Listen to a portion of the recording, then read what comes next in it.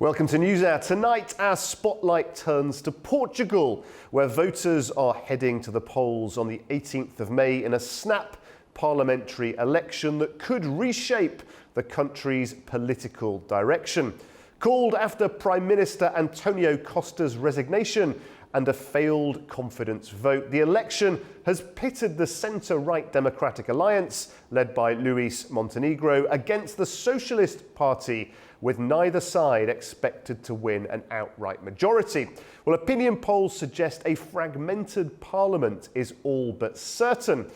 But with the far-right Chega party gaining traction, raising eyebrows across Europe, the cost of living crisis, housing shortages, and Portugal's economic dependency on EU funding, these are the issues dominating the campaign agenda. Well, from coalition whispers to voter fatigue, from EU expectations to national identity, we explore what's at stake and what this vote could mean for Portugal's role in Europe and beyond. First, let's cross live to our European correspondent, Ollie Barrett. Well, Guy, Friday was the last day of the election campaign ahead of that vote on Sunday. Opinion polls suggest that Prime Minister Luis Montenegro will win the vote, but what is much less clear is whether it will leave him with a more stable government than previously. If final polling is borne out, then his centre-right Democratic Alliance may get around 34% of the vote, compared to 26% for the Socialist Party, PS, and 19% for the Chega or Enough Party, often described by its critics as far right. Now, Montenegro says he won't govern with Chega, so finding a majority may well be tricky, although on Friday that's what he was saying that he was still aiming for. It's possible he could look towards support from the Liberal Initiative Party, which polls suggest could receive over 6% of the vote, or attempt again to run a minority government. Pedro Nuno Santos, who's leader of the PS Socialist Party, accuses Montenegro of using the election to avoid a parliamentary inquiry into his consultancy firm and allegations of a conflict of interest there. That controversy saw him lose a vote of confidence back in March. It has been an election issue, but polling does suggest that voters have greater concerns, such as immigration, housing costs, the economy. PS were in power from 2015 to 2024, but as Luis Montenegro aims to keep his government in power, the newly formed Chega party does look set to consolidate its position as Portugal's third biggest party. And Portugal looks set to remain divided in its third election in 3 years. Ollie Barrett, A News. Thanks, Ollie. OK, up next, a special report from the ground. On Sunday, Portugal will hold its third general election in as many years. Many citizens hope for a government that can tackle global trade tensions and end the relentless cycle of annual polls. But for residents in Marina Grande, a working-class town in central Portugal, even that seems like wishful thinking. The country has faced a decade of fragile governments, with only one achieving a parliamentary majority, which still collapsed halfway through its term last year. Luis Simões, a moulding plant worker, fears no lasting government will emerge from the election. They have to reach understandings with each other. If they don't reach an understanding up there at the top of the pyramid, we will suffer down here. Despite the impact of US tariffs on imports from the EU, this issue has barely featured in the election campaign. Portugal's economy shrank in the first quarter, setting off alarm bells for big exporters in Marina Grande. The country's moulding industry is Europe's third largest, with exports mostly to other European nations. Stability is always... Joaquim Menezes, president of Iberomoldes, fears trade tensions could affect his European clients and his company, compounded by political instability at home. And if we are not competitive, then our customers will suffer and we will suffer. Opinion polls show the centre-right Democratic Alliance of Prime Minister Luis Montenegro leading, but without a parliamentary majority. Similarly, the centre-left Socialist Party is close behind.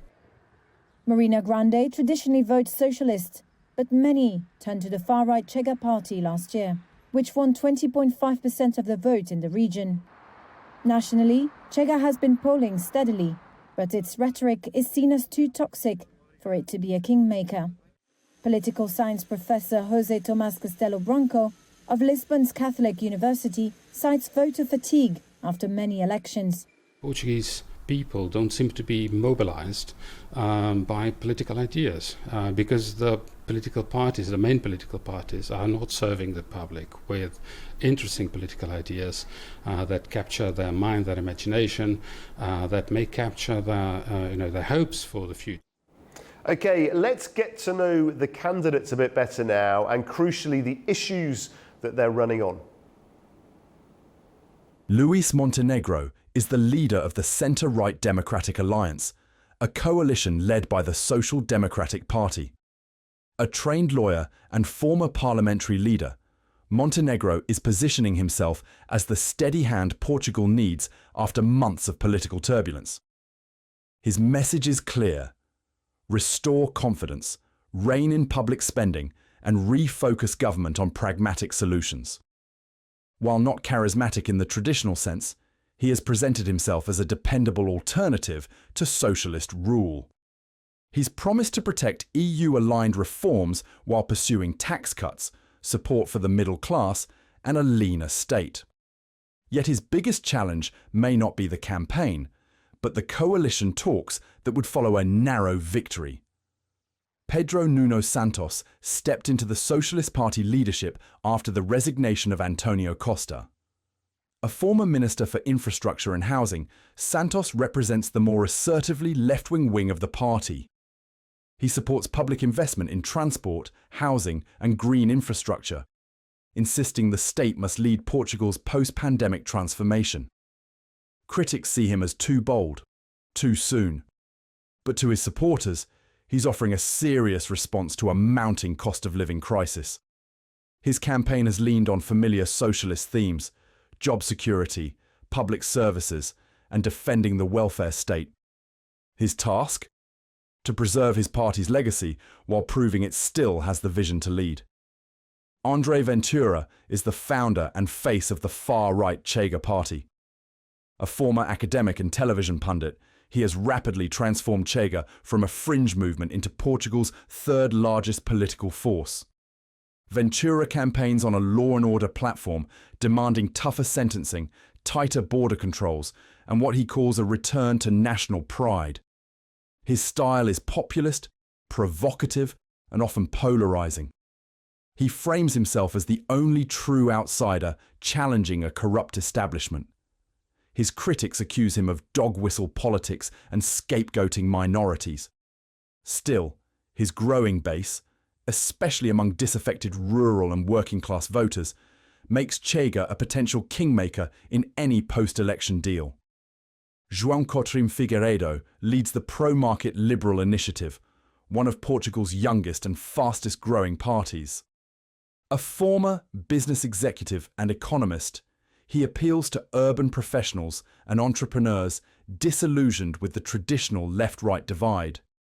His message is all about personal freedom, economic reform, and reducing the state's footprint in people's lives. Figueiredo is calling for lower income taxes, leaner bureaucracy, and more competition in public services. He's sharply critical of Portugal's bloated state and believes innovation and investment, not state intervention, should drive growth.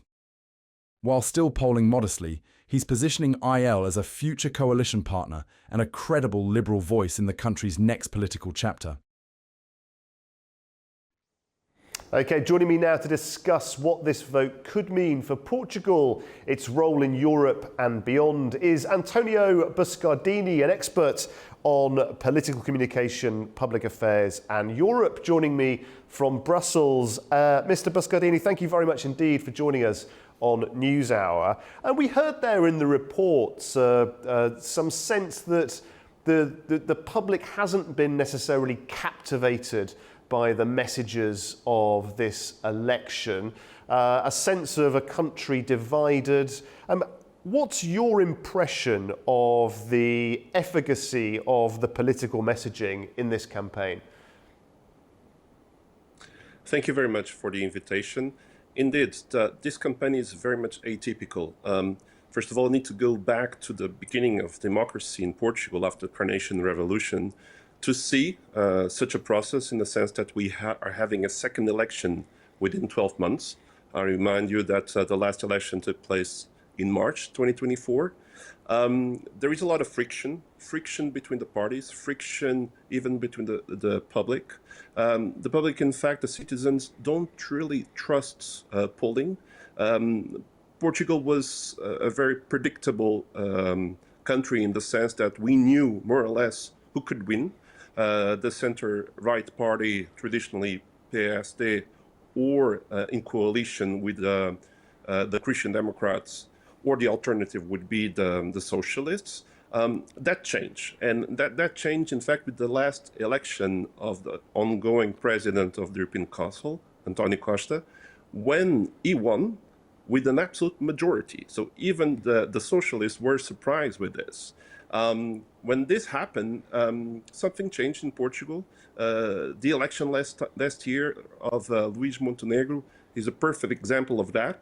We knew that Chega was growing. We knew that there was a question mark regarding the number of seats. But the fact that in the end we have a parliament where we have a tie, 80 seats goes to the government, the center-right, and 78 seats go to the socialists. This was not an easy process in the last year, because in the end nobody wanted to govern. Nobody was comfortable with the situation. On one side, Montenegro didn't want to shake hands with Ventura, with the Chega party. And on the other side, clearly you could feel that for the socialists it was too soon. Too soon to have a new face, too soon to have a post-Costa momentum, and too soon to pass new messages. Because in the public opinion, the messages or the role Pedro Nuno Santos played in the recent years is very much present. So then, to reply to your question, in this election process, everything we talked about was about what happened in 2024 and to personalize the candidates. So the candidates were very much on the spot. There was a brutal scrutiny that we never seen before on income, on property that each candidate owned. Even in the last days, the Chega leader had some episodes regarding his health. He went to the hospital twice, alleging that he had some health issues, and some public is even doubting about the seriousness of this claim. Oh. So as you can see, there is tension for Sunday. It's unpredictable, the polls and the result at this stage.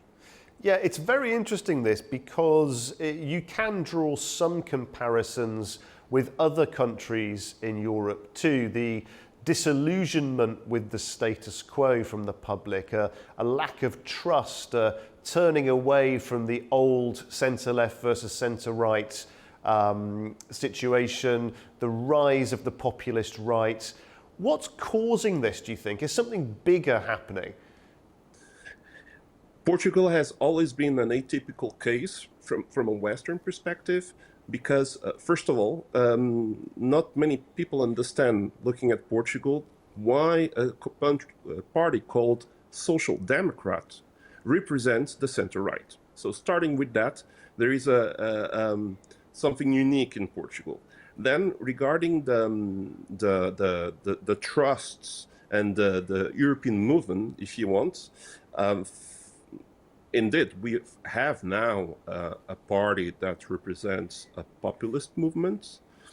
It is something that a lot of people have some difficulty to classify, in the sense that they are described as far-right movements, as they can be described a bit what happened in Italy with the Pepe Grillo movement, in the sense that it's a vote of protest and even in the genesis of the name. So Chega means it's enough. So the party, this party connects with the public, with citizens that do not want or do not stand the system.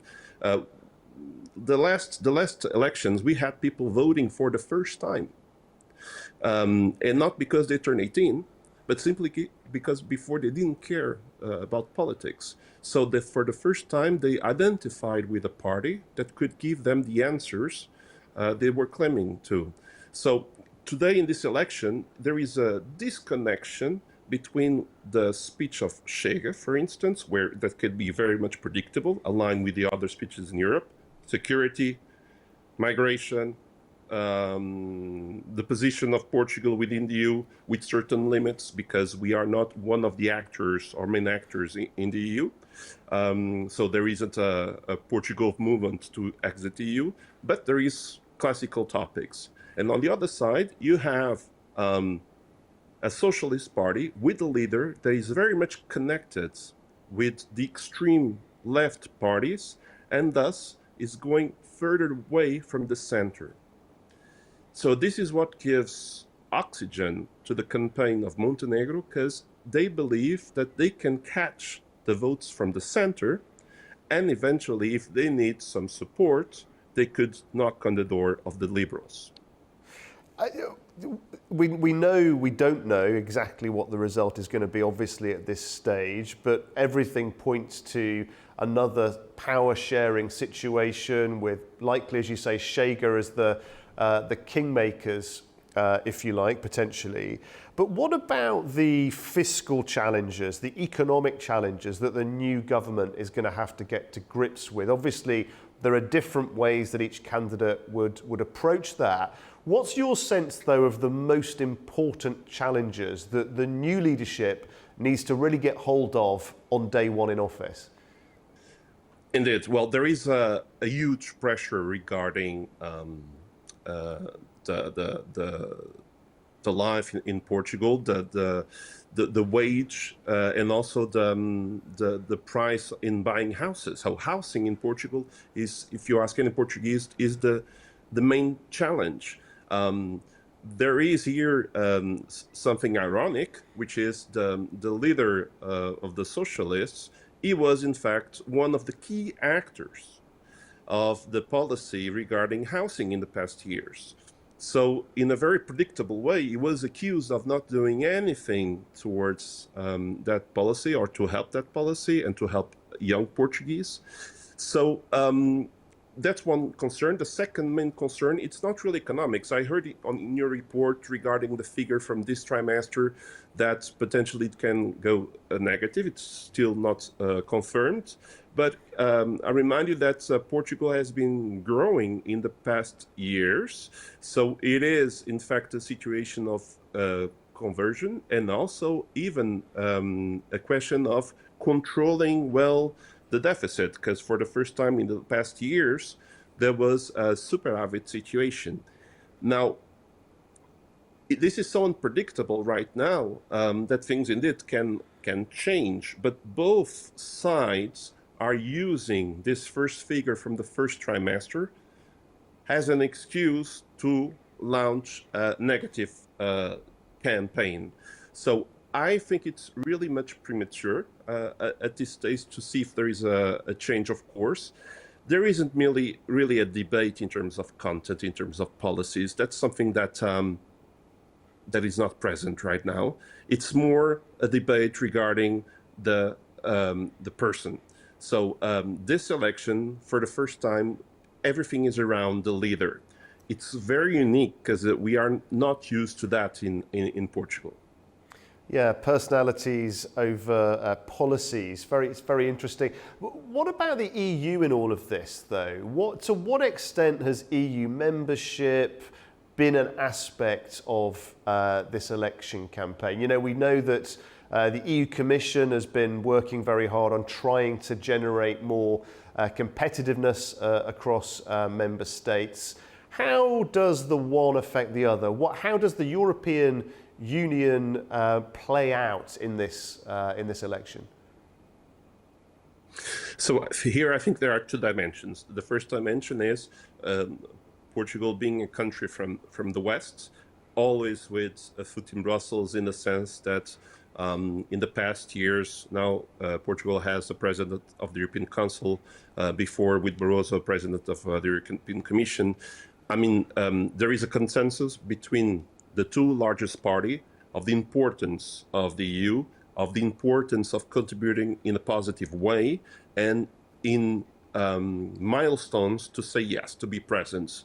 That's with the Treaty of Lisbon in 2005, and most recently campaigning together, even though it was challenging to campaign together to bring Costa into the position he is today. Now, regarding the dialect now with the Chega party, that's different. For the first time, there is a party pushing or trying to flag a campaign or start a campaign about the relevance of the EU, about the fact that Portugal is losing some competences, that losing opportunities due to the EU. So this is something completely new. We had in the past a party that today is a pro-European party, a member of the EPP, who attempted such a speech, but now we truly have people that are anti-EU in this party, and to some degree trying to lobby regarding that. I don't see, for me, we can't really compare what is happening or transfer what is happening in some countries in the EU to the Portuguese reality, because it remains quite sui generis. It remains still a country that is mainly divided by two big parties, and now with one trying to find its place. But there is still a consensus regarding the importance of the EU and the dependence in an economic way of being part of a club where you have access to a huge market in the 27 member states. And what do you know, looking ahead, Antonio, what do you expect to happen after the election? Do you expect, for example, the rise of Chega to continue? Do you think that playing a part somehow as kingmaker in government will almost sort of neutralise their popularity in some way? What do you expect the effect to be on right-wing populism after this election result? So it's very difficult to answer that question. There is two ways of seeing a road. One is, of course, if the Chega party doesn't perform well, I mean, then it's an absolute victory of the ongoing system, and I think from there, I mean, Chega will have a tremendous difficulty to resist, because then the party is very much linked to the leader. The party is doing an effort to bring to the scene new stakeholders, new politicians, new faces, but still, the leader is very important. The second thing that can happen, the second avenue, is eventually, if there is a change in the AD power. So if Montenegro steps down, Montenegro said no to Chega multiple times. So you need to know that Chega attempted multiple times to negotiate directly with this government in order to create a greater coalition that goes from the center right and to include the far right.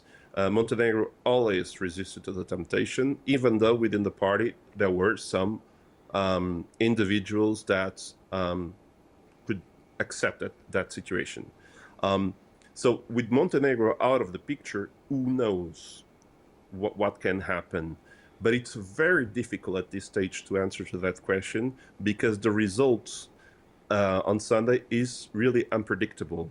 Polling in the last elections proved that something changed in Portugal, and it's very difficult to predict what will happen, and it will be victorious. We will need to wait.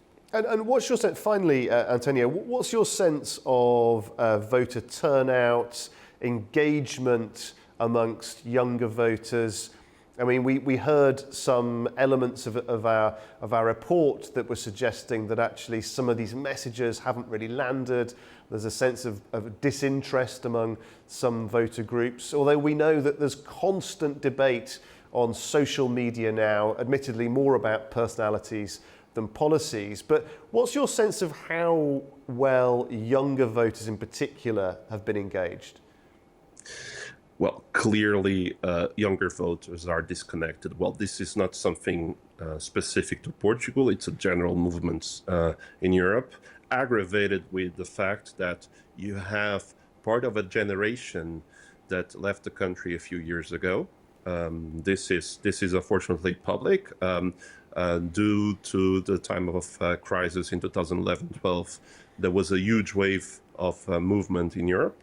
And the third point that is also important to underline here is the fact that this election was so tense, so virulent in a sense that they screen the life of the different leaders to the point of checking their past, their income, how many houses they own, who they signed contracts with, that it created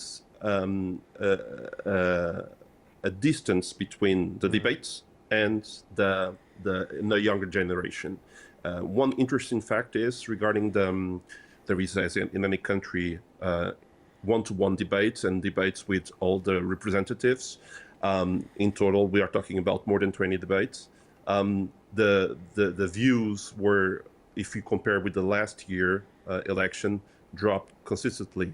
And that's also a sign of the growing disinterest from the citizens in Portugal. Well, it'll be certainly very interesting to follow what happens this weekend. Thank you very much indeed, Mr. Buscardini, for your analysis and for joining us on Newshour. Thank you very much. And that is where we leave it for now. As Portugal prepares to vote yet again, the stakes are high, not just for Lisbon, but for its economy and its EU role and its credibility at home. Whether any party can break the deadlock remains to be seen, but what's clear is that voters are looking for more than just promises. They want delivery. Well, we'll be watching it closely. I'm Guy Shone, and from all of us here at A News, we'll see you next time.